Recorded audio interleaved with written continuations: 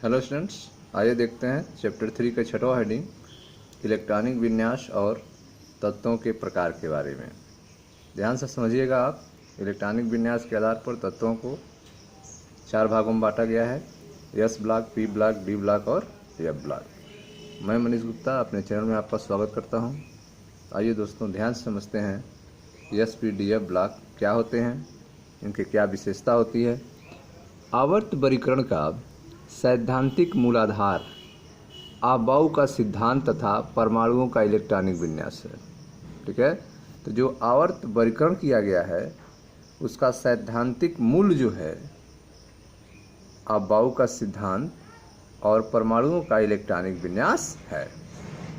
आवर्त सारणी के ऊर्ध्वाधर स्तंभों में स्थित तत्व एक वर्ग अथवा परिवार की रचना करते हैं।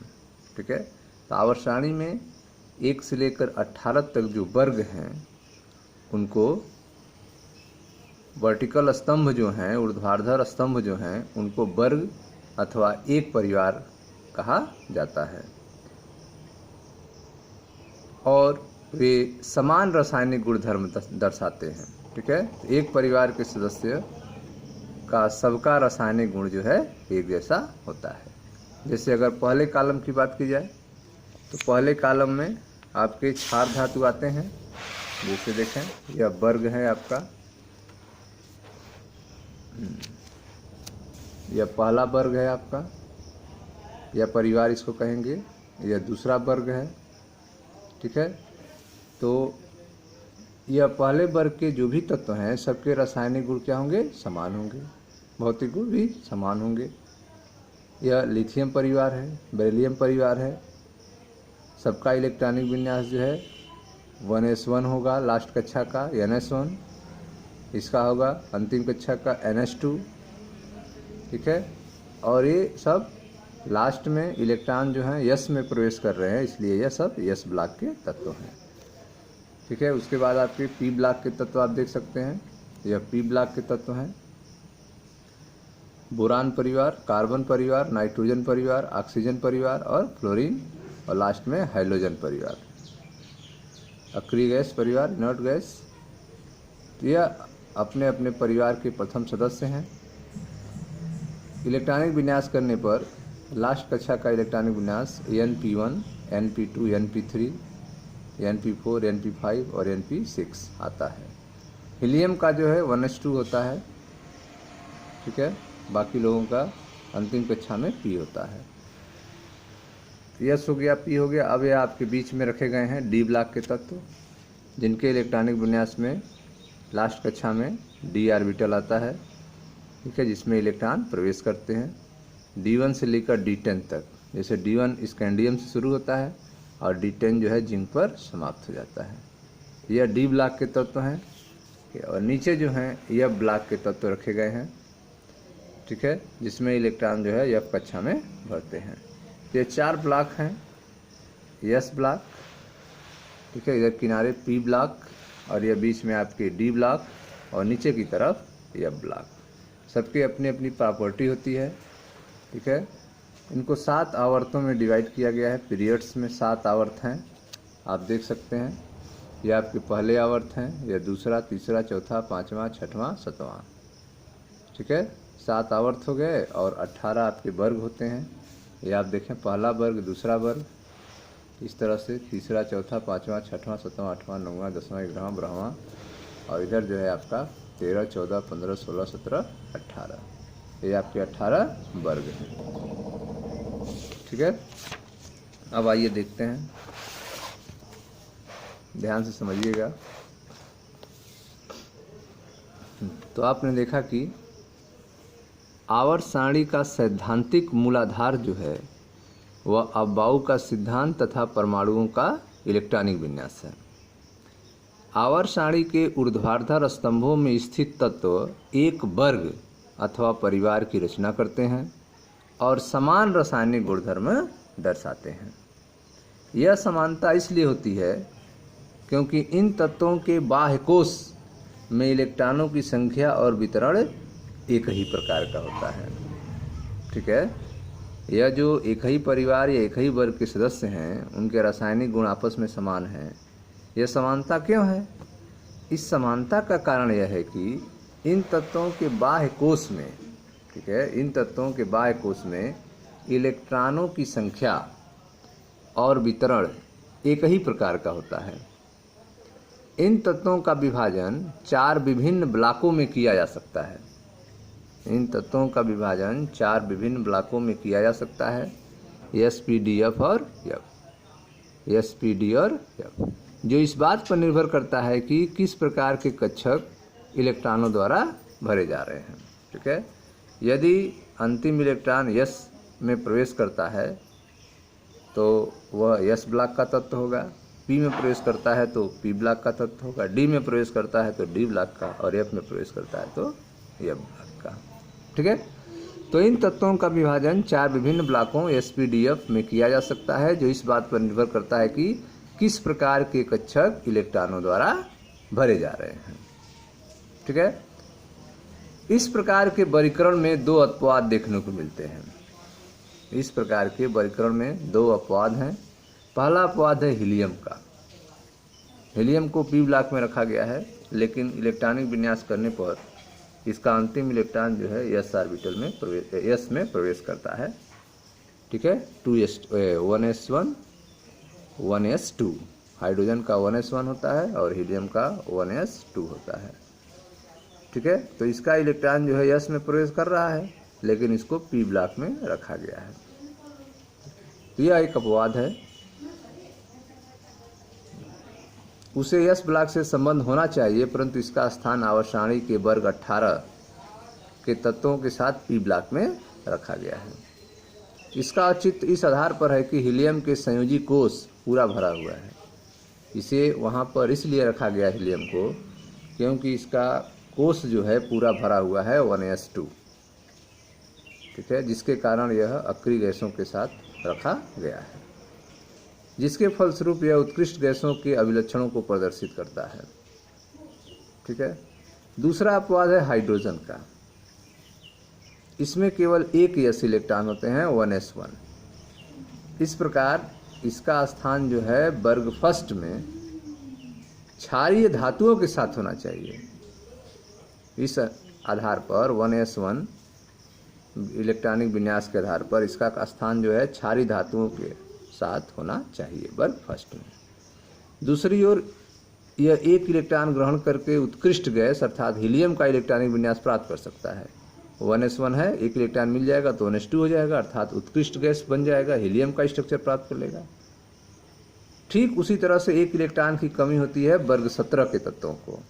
वह भी एक इलेक्ट्रॉन प्राप्त करने पर अक्रिय गैस संरचना प्राप्त कर लेते हैं, अर्थात हैलोजन परिवार एक इलेक्ट्रॉन की कमी प्रदर्शित करते हैं अक्रिय संरचना से। उसी तरह से ठीक हाइड्रोजन भी एक इलेक्ट्रॉन की कमी प्रदर्शित कर रहा है हैलोजन परिवार की तरह। उसमें भी एक इलेक्ट्रॉन कमी है और हैलोजन परिवार में भी एक इलेक्ट्रॉन कमी है। इस तरह से हाइड्रोजन की स्थिति जो है 2 जगह बन रही है आवर्त सारणी में।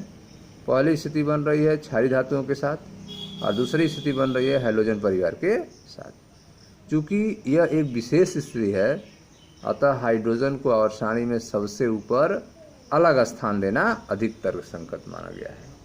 हाइड्रोजन को 2 जगह न रख के अलग से उसको आवर्त सारणी में रखना अधिक तर्कसंगत माना गया है। ठीक है, तो इस तरह से आपने देखा कि आवर्त सारणी के ऊर्ध्वाधर स्तंभों में स्थित तत्व जो हैं एक वर्ग या परिवार के रचना करते हैं और इनका रासायनिक गुण क्या होता है? समान होता है। और यह समानता क्यों होती है?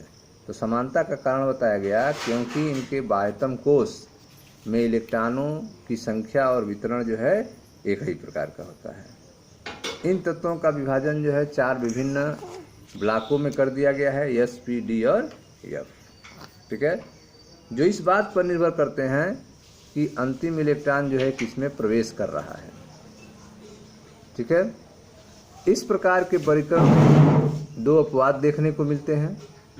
पहला अपवाद आपको बताया गया हीलियम का। पहला अपवाद किसका है? हीलियम का है। इसे एस ब्लॉक के तत्व से संबंध होना चाहिए। हीलियम को एस ब्लॉक से जुड़ा होना चाहिए। क्यों जुड़ा होना चाहिए? क्योंकि हीलियम में इलेक्ट्रॉनिक विन्यास आप करेंगे तो 1s2 आएगा, तो इसको s ब्लॉक से जुड़ा होना चाहिए। लेकिन 1s2 जो है हीलियम के पास एक ही कक्षा है और वो भी भरा हुआ है, अर्थात यह अक्रिय गैस संरचना दिखाता है, इसलिए इसको वर्ग 18 में रखा गया है। और वर्ग 18 जो है p ब्लॉक के अंतर्गत आता है। ठीक है, तो इस तरह से हीलियम जो है इसका अपवाद है, उसे s ब्लॉक के तत्वों में संबंध होना चाहिए, परंतु इसका आवर्त सारणी के वर्ग 18 के तत्व p ब्लॉक के साथ संबंध है। इसका औचित्य इस आधार पर है कि हीलियम का संयोजी कोष पूरा भरा हुआ है 1s2, जिसके फलस्वरूप यह उत्कृष्ट गैसों के अभिलक्षण को प्रदर्शित करता है। ठीक है, अब एक दूसरा अपवाद आता है हाइड्रोजन का। हाइड्रोजन जो है इसमें केवल एक ही इलेक्ट्रॉन होता है 1s1। इस प्रकार इसका स्थान जो है वर्ग फर्स्ट में क्षारीय धातुओं के साथ होना चाहिए, जबकि दूसरी ओर यह एक इलेक्ट्रॉन ग्रहण करके उत्कृष्ट गैसों अर्थात हीलियम का इलेक्ट्रॉनिक विन्यास प्राप्त कर सकता है। इस प्रकार इसका व्यवहार जो है वर्ग 17 अर्थात हैलोजन परिवार की भांति हो सकता है। ठीक है, चूँकि यह एक विशेष स्थिति है, हाइड्रोजन को दो जगह रखना संभव नहीं है, इसलिए हाइड्रोजन को आवर्त सारणी में सबसे ऊपर अलग स्थान देना अधिक तर्कसंगत माना गया है। ठीक है, तो हाइड्रोजन को आवर्त सारणी में अलग स्थान दिया गया है। अब आवर्त सारणी में दिखाए गए 4 प्रकार के तत्वों के मुख्य लक्षणों के बारे में बताया जाएगा कि जो 4 प्रकार के तत्व हैं s block, p block, d और f ब्लॉक, उनके क्या क्या लक्षण हैं इनके बारे में बताया जाएगा। इन तत्वों के बारे में अधिक जानकारी का विवरण जो है बाद में दिया जाएगा। उनके लक्षणों की चर्चा करने के लिए जिस शब्दावली का उपयोग किया गया है उसे वर्गीकरण 3.7 में दिया गया है। ठीक है, तो आइए अब एक एक ब्लॉक को अध्ययन किया जाए, पढ़ा जाए। तो शुरुआत करते हैं पहले s ब्लॉक के तत्व से। ध्यान से आप समझिएगा s ब्लॉक के तत्व क्या होते हैं, कैसे होते हैं। हाँ, तो ध्यान से समझें। s ब्लॉक के तत्व वर्ग फर्स्ट के तत्वों और वर्ग सेकंड के तत्वों। ठीक है, वर्ग फर्स्ट के तत्वों को क्या कहा जाता है? वर्ग 1 क्षारीय धातु, और वर्ग 2 के तत्वों को कहा जाता है क्षारीय मृदा धातु। इनके बाह्यतम कोष में समानता इलेक्ट्रॉनिक विन्यास NS1 और NS2 होता है। ठीक है, अगर वह वर्ग 1 के तत्व हैं अर्थात क्षारीय धातु हैं तो उनके बाह्यतम कोष का इलेक्ट्रॉनिक विन्यास NS1 होगा। अगर वह वर्ग 2 के तत्व हैं अर्थात क्षारीय मृदा धातु हैं तो उनके बाह्यतम कोष का इलेक्ट्रॉनिक विन्यास NS2 होगा। इन दोनों वर्गों के तत्व जो हैं आवर्त सारणी के s ब्लॉक से संबंधित हैं। इन दोनों वर्गों के तत्व आवर्त सारणी के s ब्लॉक से संबंध रखते हैं, संबंधित हैं। ठीक है, ये सभी क्रियाशील धातुएं होती हैं। ये सभी क्रियाशील धातुएं होती हैं। इनके आयनन एंथैल्पी का मान कम होता है। क्षारीय धातु और क्षारीय मृदा धातु जो हैं यह क्रियाशील धातु होते हैं। इनके आयनन एंथैल्पी का मान कम होता है।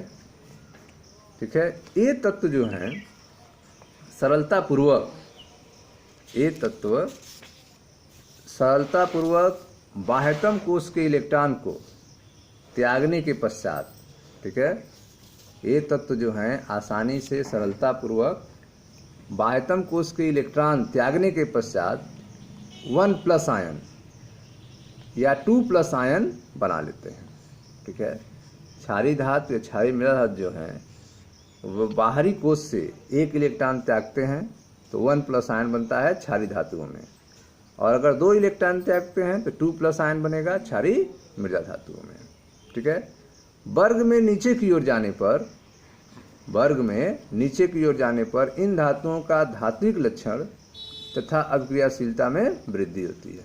ठीक है, तो क्षारीय धातु और क्षारीय मृदा धातु में वर्ग में हम जैसे जैसे नीचे जाते हैं धातुओं का धात्विक लक्षण जो है और अभिक्रियाशीलता जो है उनमें वृद्धि होती है।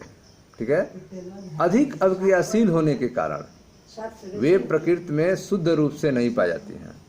क्षारीय धातु और क्षारीय मृदा धातु जो हैं अधिक अभिक्रियाशील हैं इसलिए यह प्रकृति में शुद्ध रूप से नहीं पाई जाती हैं। लिथियम और बेरिलियम को छोड़कर यस ब्लॉक के तत्वों के यौगिक मुख्य रूप से आयनिक होते हैं। ठीक है, लिथियम और बेरिलियम को छोड़ दिया जाए तो यस ब्लॉक के तत्व कैसे होते हैं? मुख्य रूप से आयनिक होते हैं। ठीक है, तो लिथियम और बेरिलियम को छोड़ के यस ब्लॉक के तत्व मुख्य रूप से आयनिक होते हैं। ठीक है, तो यह था आपका पी ब्लॉक के तत्वों के लक्षण के बारे में। अब देखते हैं एस ब्लॉक के तत्वों के लक्षण के बारे में। इसमें आपने देखा कि एस ब्लॉक में वर्ग 1 और वर्ग 2 के तत्व हैं। वर्ग 1 के तत्वों का बाहरी कोश का इलेक्ट्रॉनिक विन्यास NS1 होता है। वर्ग 2 के तत्वों का बाहरी कोश का इलेक्ट्रॉनिक विन्यास NS2 होता है। वर्ग 1 के तत्वों को क्षारीय धातु कहते हैं, वर्ग 2 के तत्वों को क्षारीय मृदा धातु कहते हैं। वर्ग 1 के तत्व या वर्ग 2 के तत्व जो हैं बाह्यतम कोश का इलेक्ट्रॉन त्यागते हैं।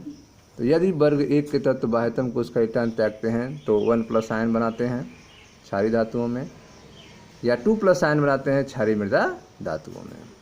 वर्ग में नीचे की ओर जाने पर इन धातुओं का धात्विक लक्षण और अभिक्रियाशीलता में वृद्धि होती है। अधिक अभिक्रियाशील होने के कारण वे प्रकृति में शुद्ध रूप से नहीं पाए जाते हैं। लिथियम और बेरिलियम को छोड़कर यस ब्लॉक के तत्वों के यौगिक मुख्य रूप से आयनिक होते हैं। ठीक है, लिथियम और बेरिलियम को छोड़ दिया जाए तो यस ब्लॉक के यौगिक जो होते हैं वे आयनिक होते हैं। लिथियम और बेरिलियम जो है सहसंयोजी गुण दिखाते हैं, इनके बारे में चर्चा किया जाएगा। अब आते हैं पी ब्लॉक के तत्व के बारे में। पी ब्लॉक के तत्व ध्यान समझें। आवर्त सारणी के पी ब्लॉक में वर्ग 13 से वर्ग 18 तक के तत्व सम्मिलित हैं। आवर्त सारणी में इसको किनारे की तरफ रखा गया है, जिसमें वर्ग 13 से लेकर वर्ग 18 तक के तत्व जो हैं वह पी ब्लॉक के तत्व कहलाते हैं। पी ब्लॉक के तत्वों और एस ब्लॉक के तत्वों को संयुक्त रूप से निरूपक तत्व कहा जाता है। पी ब्लॉक और एस ब्लॉक के तत्वों को संयुक्त रूप से रिप्रेजेंटेटिव एलिमेंट, निरूपक तत्व या मुख्य वर्ग के तत्व कहा जाता है, मेन ग्रुप एलिमेंट्स कहा जाता है। किसको? एस ब्लॉक और पी ब्लॉक के तत्वों को। ठीक है, प्रत्येक आवर्त में इनका बाह्यतम इलेक्ट्रॉनिक विन्यास जो होता है NH2NP1 से शुरू होता है और NH2NP6 तक समाप्त होता है। प्रत्येक आवर्त में इनका बाह्यतम इलेक्ट्रॉनिक विन्यास NH2NP1 से NH2NP6 तक परिवर्तित होता है।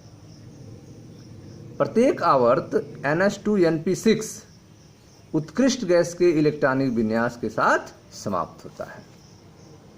ठीक है, तो पी ब्लॉक के तत्वों की जो शुरुआत होती है अर्थात वर्ग 13 की शुरुआत NH2NP1 से होती है और वर्ग 18 का समाप्ति जो है NH2NP6 से होती है।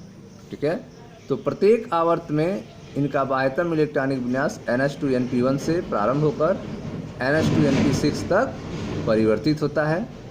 प्रत्येक आवर्त जो है NH2NP6 उत्कृष्ट गैस के इलेक्ट्रॉनिक विन्यास के साथ समाप्त होता है।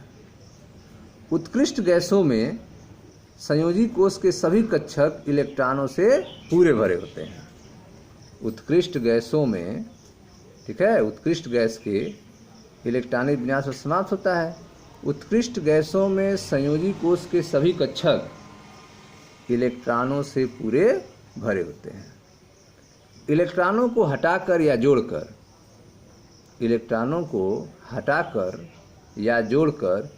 इस अस्थायी व्यवस्था को बदलना बहुत कठिन होता है। ठीक है, इलेक्ट्रॉनों को हटाकर या जोड़कर इस अस्थायी व्यवस्था को बदलना बहुत कठिन होता है। इसलिए उत्कृष्ट गैसों की रासायनिक अभिक्रियाशीलता बहुत कम होती है। ठीक है, उत्कृष्ट गैसों में संयोजी कोश के सभी इलेक्ट्रॉन जो हैं, सभी कक्षक के इलेक्ट्रॉन पूरी तरह से भरे होते हैं। उत्कृष्ट गैसों में संयोजी कोश में सभी कक्षक इलेक्ट्रॉनों से पूरे भरे होते हैं। इलेक्ट्रॉनों को हटाकर या जोड़कर इस अस्थायी व्यवस्था को बदलना बहुत कठिन होता है। इसीलिए उत्कृष्ट गैसों की रासायनिक अभिक्रियाशीलता बहुत कम होती है। उत्कृष्ट गैसों के परिवार से पहले, उत्कृष्ट गैसों के परिवार से पहले अधातुओं के रासायनिक रूप से दो महत्वपूर्ण वर्ग होते हैं। ठीक है, उत्कृष्ट गैस के परिवार से पहले अधातुओं के रासायनिक रूप से दो महत्वपूर्ण वर्ग हैं। ठीक है, वर्ग 16 और वर्ग 17। उत्कृष्ट गैस से पहले जो है अधातुओं का दो महत्वपूर्ण वर्ग है, वर्ग 16 और वर्ग 17। ये वर्ग 17वें वर्ग को हैलोजन कहा जाता है। जो 17वां वर्ग है उसे हैलोजन कहा जाता है तथा 16वें वर्ग के तत्वों को चाल्कोजेन कहा जाता है। उत्कृष्ट गैस के परिवार से पहले अधातुओं की रासायनिक रूप से दो महत्वपूर्ण वर्ग होते हैं। उत्कृष्ट गैसों के परिवार से पहले अधातुओं के रासायनिक रूप से दो महत्वपूर्ण वर्ग होते हैं, वर्ग 16 और वर्ग 17। वर्ग 16 के तत्वों को चाल्कोजेन कहा जाता है, जबकि वर्ग 17 के तत्वों को हैलोजेंस कहा जाता है। इन दो वर्गों के तत्वों की उच्च ऋणात्मक इलेक्ट्रॉन लब्ध एंथैल्पी होती है। ठीक है, इन दो वर्ग के तत्वों की इलेक्ट्रॉन लब्ध एंथैल्पी जो है, निगेटिव इलेक्ट्रॉन गेन एंथैल्पी जो है वह अधिकतम होती है। ऋणात्मक इलेक्ट्रॉन लब्ध एंथैल्पी का मान अधिकतम होता है वर्ग 16 और वर्ग 17 के तत्वों का। ठीक है, इन दो वर्गों के तत्वों की उच्च ऋणात्मक इलेक्ट्रॉन लब्ध enthalpy negative electron gain enthalpy होती है। ये तत्व आसानी से क्रमशः एक या दो इलेक्ट्रॉन ग्रहण कर अस्थायी उत्कृष्ट इलेक्ट्रॉनिक विन्यास प्राप्त कर लेते हैं। ठीक है, वर्ग 16 और वर्ग 17 के जो तत्व हैं इनकी निगेटिव इलेक्ट्रॉन गेन एंथैल्पी जो है बहुत अधिक होती है। इसके कारण यह एक या दो इलेक्ट्रॉन ग्रहण कर, एक इलेक्ट्रॉन कौन ग्रहण करेगा? हैलोजन। दो इलेक्ट्रॉन किसको चाहिए? चाल्कोजेन को। ग्रहण कर ये अस्थायी उत्कृष्ट गैस इलेक्ट्रॉनिक विन्यास प्राप्त कर लेते हैं। आवर्त में बाईं से दाईं ओर बढ़ने पर, आवर्त में बाएं से दाएं ओर बढ़ने पर तत्वों के अभिलाक्षणिक, तत्वों के अधात्विक लक्षणों में वृद्धि होती है। ठीक है, जैसे जैसे हम बाएं से दाएं की तरफ जाते हैं, ठीक है, तत्वों के अधात्विक लक्षणों में वृद्धि होती है तथा किसी वर्ग में ऊपर से नीचे की तरफ जाने पर धात्विक लक्षणों में वृद्धि होती है। ठीक है, तो जब किसी वर्ग में ऊपर से नीचे जाते हैं तो धात्विक लक्षण में वृद्धि होती है, और जब किसी आवर्त में बाएं से दाएं जाते हैं तो अधात्विक लक्षणों में वृद्धि होती है। ठीक है, यह पी ब्लॉक के तत्वों का लक्षण है कि आवर्त में बाएं से दाएं ओर बढ़ने पर तत्वों के अधात्विक लक्षणों में वृद्धि होती है। आवर्त में बाएं से दाएं की ओर बढ़ने पर तत्वों के अधात्विक लक्षणों में वृद्धि होती है तथा किसी वर्ग में ऊपर से नीचे की तरफ जाने पर धात्विक लक्षणों में वृद्धि होती है। ठीक है, तो यह था आपका पी ब्लॉक के तत्व। अब देखते हैं डी ब्लॉक के तत्वों के बारे में। डी ब्लॉक के तत्व जिनको संक्रमण तत्व कहा जाता है, इनको आवर्त सारणी में बीच में रखा गया है। आवर्त सारणी के मध्य में स्थित वर्ग 3 से वर्ग 12 वाले तत्व डी ब्लॉक के तत्व कहलाते हैं। ठीक है, आवर्त सारणी के मध्य में स्थित वर्ग 3 से लेकर वर्ग 12 वाले तत्वों डी ब्लॉक के तत्व कहलाते हैं। इस ब्लॉक के तत्वों की पहचान जो है इनके आंतरिक डी ऑर्बिटल में इलेक्ट्रॉन के भरे जाने के आधार पर की जाती है। ठीक है, डी ब्लॉक के तत्व हैं, कैसे पहचानेंगे? तो जिनके आंतरिक डी कक्षक में इलेक्ट्रॉन भरे जाते हों वे डी ब्लॉक के तत्व कहलाते हैं। यही कारण है कि ये तत्व डी ब्लॉक के तत्व कहलाते हैं। ठीक है, तो आवर्त सारणी के मध्य में स्थित वर्ग 3 से वर्ग 12 वाले तत्व डी ब्लॉक के तत्व कहलाते हैं। इस ब्लॉक के तत्वों की पहचान इनके आंतरिक डी ऑर्बिटल में इलेक्ट्रॉनों के भरे जाने के आधार पर की जाती है। यही कारण है कि ये तत्व डी ब्लॉक के तत्व कहलाते हैं।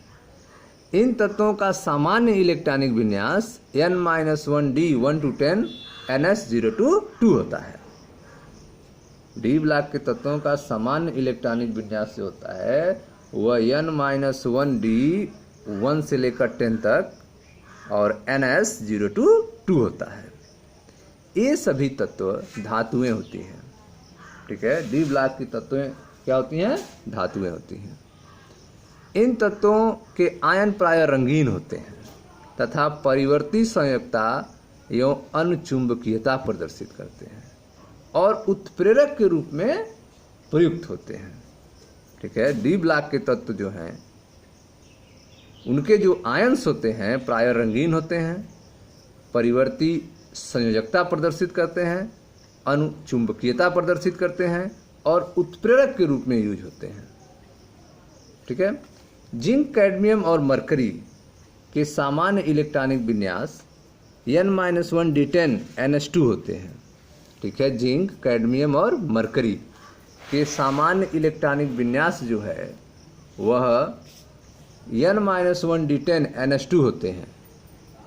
फिर भी ये धातुएं संक्रमण तत्व के बहुत से लक्षणों को प्रदर्शित नहीं करती हैं। ठीक है, जिंक, कैडमियम तथा मरकरी के सामान्य इलेक्ट्रॉनिक विन्यास n-1d10 ns2 होते हुए भी ये धातुएं संक्रमण तत्वों के बहुत से लक्षणों को प्रदर्शित नहीं करती हैं। डी ब्लॉक के तत्व रासायनिक तौर पर अति क्रियाशील एस ब्लॉक के तत्वों और कम क्रियाशील 13वें तथा 14वें वर्ग के तत्वों के बीच एक प्रकार से सेतु का कार्य करते हैं। ठीक है, डी ब्लॉक के जो तत्व हैं वे रासायनिक तौर पर अति क्रियाशील एस ब्लॉक के तत्वों और कम क्रियाशील 13वें और 14वें वर्ग के तत्वों के बीच में एक कनेक्टिंग लिंक का काम करते हैं, एक सेतु का कार्य करते हैं।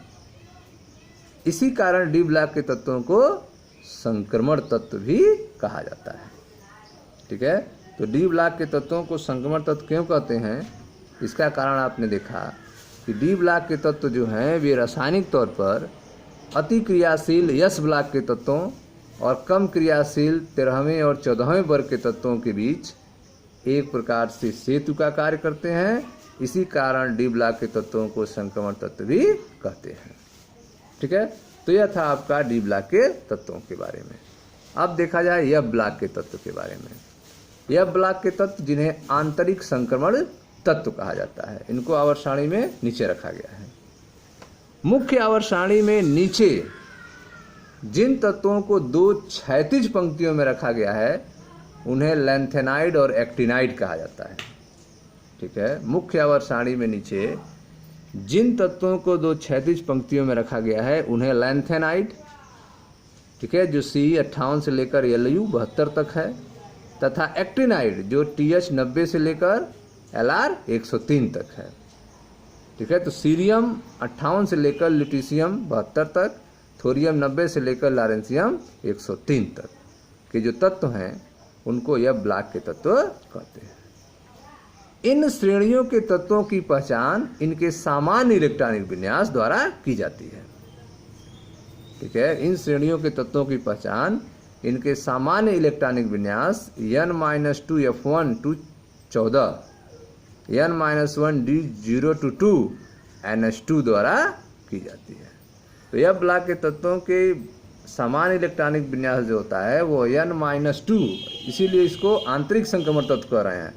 संक्रमण तत्व में n-1 होता है, लेकिन आंतरिक संक्रमण तत्व मतलब 2 कक्षा अंदर, अर्थात n-2, बाहर से 2 कक्षा अंदर। n-2 f1 to 14, n-1d 0 to 1 और ns2 इनके बाह्यतम कोश का इलेक्ट्रॉनिक विन्यास होता है। इन तत्वों में अंतिम इलेक्ट्रॉन F उपकोष में भरता है। ठीक है, इन तत्वों में अंतिम इलेक्ट्रॉन F उपकोष में भरता है। इसी आधार पर इन श्रेणी के तत्वों को F ब्लॉक के तत्व कहा जाता है, आंतरिक संक्रमण तत्व कहा जाता है। ठीक है, तो आवर्त सारणी में नीचे जिन तत्वों को दो क्षैतिज पंक्तियों में रखा गया है उन्हें लैंथेनाइड तथा एक्टिनाइड कहा जाता है। इन श्रेणी के तत्वों की पहचान इनके सामान्य इलेक्ट्रॉनिक विन्यास द्वारा की जाती है। इन तत्वों में अंतिम इलेक्ट्रॉन एफ उपकोष में भरता है। इसी आधार पर इन श्रेणी के तत्वों को एफ ब्लॉक का तत्व कहा जाता है। ठीक है, ये सभी तत्व जो हैं धातुएं होती हैं। ये सभी तत्व धातुएं हैं। प्रत्येक श्रेणी में तत्वों के गुण लगभग समान होते हैं। एफ ब्लॉक के सभी तत्व धातु होते हैं।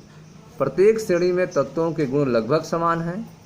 प्रारंभिक एक्टिनाइड श्रेणी के तत्वों की अनेक संभावित ऑक्सीकरण अवस्थाओं के फलस्वरूप इन तत्वों का रसायन जो है इनके संगत लैंथेनाइड श्रेणी के तत्वों की तुलना में अत्यधिक जटिल होता है।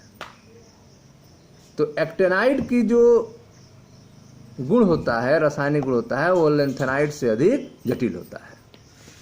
प्रारंभिक एक्टिनाइड श्रेणी के तत्वों की एक्टिनाइड श्रेणी के तत्वों की अनेक संभावित ऑक्सीकरण अवस्थाएं होती हैं। प्रारंभिक एक्टिनाइड श्रेणी के तत्वों की अनेक संभावित ऑक्सीकरण अवस्थाएं होती हैं, जिसके फलस्वरूप इन तत्वों का रसायन इनके संगत लैंथेनाइड श्रेणी के तत्वों की तुलना में अत्यधिक जटिल होता है, कठिन होता है। एक्टिनाइड श्रेणी के तत्व रेडियोधर्मी होते हैं, रेडियो एक्टिव होते हैं।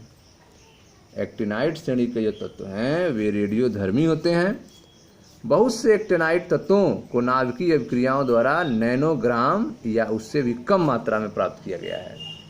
ठीक है, बहुत से एक्टिनाइड तत्वों को नाभिकीय अभिक्रियाओं द्वारा नैनोग्राम या उससे भी कम मात्रा में प्राप्त किया गया है। इन तत्वों के रसायन का अध्ययन पूर्ण रूप से नहीं हो पाया है। इन तत्वों के रसायन का अध्ययन पूर्ण रूप से नहीं हो पाया है। यूरेनियम के बाद वाले तत्वों को परा यूरेनियम तत्व कहे जाते हैं। यूरेनियम के बाद वाले जो तत्व हैं उन्हें परा यूरेनियम तत्व कहते हैं। ठीक है, तो आपने देखा कि एफ ब्लॉक तत्व के बारे में, ठीक है, आप पढ़ रहे हैं इलेक्ट्रॉनिक विन्यास और तत्वों के प्रकार के बारे में। तो आपने देखा कि इलेक्ट्रॉनिक विन्यास के आधार पर तत्वों को 4 ब्लॉक में बांटा गया है। पहला आपका है एस ब्लॉक तत्व, ठीक है, जो वर्ग 1 और 2 है। उसके बाद किनारे की तरफ आप देख रहे हैं पी ब्लॉक तत्व है, जो 13, 14, 15, 16, 17, 18 है। बीच में आप देख रहे हैं कि यह डी ब्लॉक का तत्व है, जो 3, 4, 5, 6, 7, 8, 9, 10, 11, 12 ब्लॉक में बटा हुआ है। और नीचे की तरफ आपका यह ब्लॉक का तत्व है। ठीक है, आवर्त सारणी में 7 आवर्त हैं, फर्स्ट सेकेंड, ठीक है, पहला, दूसरा, तीसरा, चौथा, 5वां, 6वां, 7वां, यह 7 आवर्त हैं आवर्त सारणी में। और 18 वर्ग हैं, जिनको 1, 2, 3, 4 से लेकर 18 तक कहा गया है। ठीक है, सबका अपना अपना गुण है। S block, P block, D और एफ ब्लॉक, सबके अपने अपने लक्षण होते हैं, जिसके बारे में आपको बताया गया है। ठीक है, यह सब इलेक्ट्रॉनिक विन्यास के आधार पर बटे हैं। आपको बताया गया कि आवर्त सारणी का जो सैद्धांतिक मूलाधार है वह अबाउ का सिद्धांत तथा परमाणुओं का इलेक्ट्रॉनिक विन्यास है। आवर्त सारणी के ऊर्ध्वाधर स्तंभों में स्थित तत्व एक वर्ग या परिवार की रचना करते हैं और समान रासायनिक गुणधर्म दर्शाते हैं। यह समानता इसलिए होती है क्योंकि इन तत्वों के बाह्यतम कोश में इलेक्ट्रॉनों की संख्या और वितरण एक ही प्रकार का होता है। इन तत्वों का विभाजन 4 विभिन्न ब्लॉकों एसपीडीएफ में किया जा सकता है, जो इस बात पर निर्भर करता है कि किस प्रकार के कक्षक इलेक्ट्रॉनों द्वारा भरे जाते हैं। ठीक है, इस प्रकार के वर्गीकरण में 2 अपवाद देखने को मिलते हैं। पहला अपवाद आपको हीलियम का है, उसे एस ब्लॉक के तत्वों में संबंध होना चाहिए, परंतु इसका स्थान आवर्त सारणी के वर्ग 18 के तत्व के साथ पी ब्लॉक में है। इसका कारण यह है कि हीलियम का संयोजी कोष पूरा भरा हुआ है, जिसके फलस्वरूप यह उत्कृष्ट गैसों के अभिलक्षण को प्रदर्शित करता है, इसीलिए उसको वहां पर रखा गया है। ठीक है, दूसरा अपवाद हाइड्रोजन का है, इसमें केवल एक यस इलेक्ट्रॉन है। इस प्रकार इसका स्थान वर्ग फर्स्ट में क्षारीय धातुओं के साथ होना चाहिए। दूसरी ओर यह एक इलेक्ट्रॉन ग्रहण करके उत्कृष्ट गैस का इलेक्ट्रॉनिक विन्यास प्राप्त कर सकता है, इस प्रकार इसका व्यवहार वर्ग 17 की भांति हो सकता है, क्योंकि यह एक विशेष स्थिति है। हाइड्रोजन को आवर्त सारणी में सबसे ऊपर अलग स्थान देना अधिक तर्कसंगत माना गया है। ठीक है, आवर्त सारणी में दिखाए गए 4 प्रकार के तत्वों के मुख्य लक्षणों की चर्चा हम करेंगे। इन तत्वों के बारे में अधिक जानकारी का विवरण बाद में दिया जाएगा। उनके लक्षणों की चर्चा करने के लिए जिस शब्दावली का उपयोग किया गया है उसका वर्गीकरण भाग 3.7 में किया गया है। पहला है आपका यस ब्लॉक का तत्व। यस ब्लॉक के तत्व जो हैं वे वर्ग 1 के तत्व जिसे क्षारीय धातु कहते हैं, वर्ग 2 के तत्व जिन्हें क्षारीय मृदा धातु कहते हैं कि बाह्यतम कोश का सामान्य इलेक्ट्रॉनिक विन्यास क्रमशः NS1 तथा NS2 होता है। इन दोनों वर्ग के तत्व आवर्त सारणी के यस ब्लॉक से संबंधित हैं। ये सभी क्रियाशील धातुएं होती हैं। इनके आयन एंथैल्पी का मान कम होता है। ये तत्व सरलतापूर्वक, ठीक है, ये तत्व सरलतापूर्वक बाह्यतम इलेक्ट्रॉन त्यागने के पश्चात +1+ आयन क्षारीय धातुओं में या 2+ आयन क्षारीय मृदा धातुओं में बना लेते हैं। वर्ग में नीचे की ओर जाने पर इन धातुओं के धात्विक लक्षण तथा अभिक्रियाशीलता में वृद्धि होती है। अधिक अभिक्रियाशील होने के कारण वे प्रकृति में शुद्ध रूप से नहीं पाए जाते हैं। लिथियम और बेरिलियम को छोड़कर यस ब्लॉक के तत्वों के यौगिक मुख्य रूप से आयनिक होते हैं। ठीक है, इसके बाद आपका पी ब्लॉक का तत्व है। आवर्त सारणी के पी ब्लॉक में वर्ग 13 से लेकर वर्ग 18 तत्वों के तत्व सम्मिलित हैं। पी ब्लॉक के तत्वों और एस ब्लॉक के तत्वों को संयुक्त रूप से निरूपक तत्व या मुख्य वर्ग के तत्व कहा जाता है। प्रत्येक आवर्त में इनका बाह्यतम इलेक्ट्रॉनिक विन्यास NH2NP1 से लेकर NH2NP6 तक परिवर्तित होता है। प्रत्येक आवर्त जो है NH2NP6 अर्थात उत्कृष्ट गैसों के इलेक्ट्रॉनिक विन्यास के साथ समाप्त होता है। उत्कृष्ट गैसों में संयोजी कोश के सभी कक्षक इलेक्ट्रॉनों द्वारा भरे होते हैं। इलेक्ट्रॉनों को हटाकर या जोड़कर इस अस्थायी व्यवस्था को बदलना बहुत कठिन होता है। इसलिए उत्कृष्ट गैसों की रासायनिक अभिक्रियाशीलता बहुत कम होती है। उत्कृष्ट गैसों के परिवार से पहले अधातुओं की रासायनिक रूप से 2 महत्वपूर्ण वर्ग होते हैं। ये वर्ग हैं 17वें वर्ग के हैलोजन और 16वें वर्ग के चाल्कोजन। इन 2 वर्गों के तत्वों की उच्च ऋणात्मक इलेक्ट्रॉन लब्ध एंथैल्पी होती है। ये तत्व आसानी से क्रमशः 1 या 2 इलेक्ट्रॉन ग्रहण कर अस्थायी उत्कृष्ट गैस इलेक्ट्रॉनिक विन्यास प्राप्त कर लेते हैं। आवर्त में बाएं से दाएं की ओर बढ़ने पर तत्वों के अभिलाक्षणिक तत्वों के अधात्विक लक्षणों में वृद्धि होती है। आवर्त में बाएं से दाएं की ओर बढ़ने पर तत्वों के अधात्विक लक्षणों में वृद्धि होती है तथा किसी वर्ग में ऊपर से नीचे की ओर जाने पर धात्विक लक्षणों में वृद्धि होती है। ठीक है, डी ब्लॉक के तत्व में आपको बताया गया जिन्हें संक्रमण तत्व कहते हैं। आवर्त सारणी के मध्य में स्थित वर्ग 3 से वर्ग 12 वाले तत्व डी ब्लॉक के तत्व कहलाते हैं। इस ब्लॉक के तत्वों की पहचान इनके आंतरिक डी ऑर्बिटल में इलेक्ट्रॉनों के भरे जाने के आधार पर की जाती है। यही कारण है कि ये तत्व डी ब्लॉक के तत्व कहलाते हैं। इन तत्वों का समान इलेक्ट्रॉनिक विन्यास N-1 D1 to 10 NS0 to 2 होता है। ये सभी तत्व धातुएं हैं। इन तत्वों के आयन प्राय रंगीन होते हैं तथा परिवर्तित संयोजकता और अनुचुंबकीयता प्रदर्शित करते हैं और उत्प्रेरक के रूप में प्रयुक्त होते हैं। जिंक, कैडमियम और मरकरी के सामान्य इलेक्ट्रॉनिक विन्यास N-1 D10 NS2 होते हुए भी ये धातुएं संक्रमण तत्वों के बहुत से लक्षणों को प्रदर्शित नहीं करती हैं।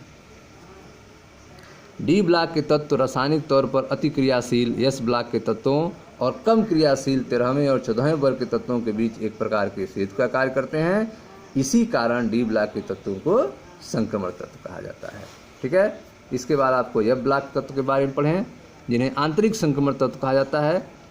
मुख्य आवर्त सारणी में नीचे जिन तत्वों को 2 क्षैतिज पंक्तियों में रखा गया है उन्हें लेंथेनाइड और एक्टेनाइड कहा जाता है। इन श्रेणी के तत्वों की पहचान इनके सामान्य इलेक्ट्रॉनिक विन्यास द्वारा की जाती है। इन तत्वों में अंतिम इलेक्ट्रॉन एफ कोश में भरता है। इसी आधार पर इन श्रेणियों के तत्वों को एफ ब्लॉक के तत्व या आंतरिक संक्रमण तत्व कहते हैं। ठीक है, ये सभी तत्व धातुएं हैं। प्रत्येक श्रेणी में तत्वों के गुण लगभग समान हैं। प्रारंभिक एक्टिनाइड श्रेणी के तत्वों की अनेक संभावित ऑक्सीकरण अवस्थाओं के कारण इन तत्वों का रसायन इनके संगत लैंथेनाइड श्रेणी के तत्वों की तुलना में अत्यधिक जटिल होता है। एक्टिनाइड श्रेणी के तत्व रेडियोधर्मी होते हैं। बहुत से एक्टिनाइड तत्वों को नाभिकीय अभिक्रियाओं द्वारा नैनोग्राम या उससे कम भाग से प्राप्त किया गया है। ठीक है, बहुत से एक्टिनाइड तत्वों को नाभिकीय अभिक्रियाओं के द्वारा नैनोग्राम या उससे भी कम भाग में प्राप्त किया गया है। इन तत्वों का रसायन का अध्ययन जो है पूर्ण रूप से नहीं हो पाया है। यूरेनियम के बाद वाले तत्व को पारा यूरेनियम तत्व कहे जाते हैं। ठीक है स्टूडेंट्स, तो मैं मनीष गुप्ता अपने चैनल में आपका स्वागत करता हूं। वीडियो को लाइक करें, शेयर करें, चैनल को सब्सक्राइब करें। धन्यवाद।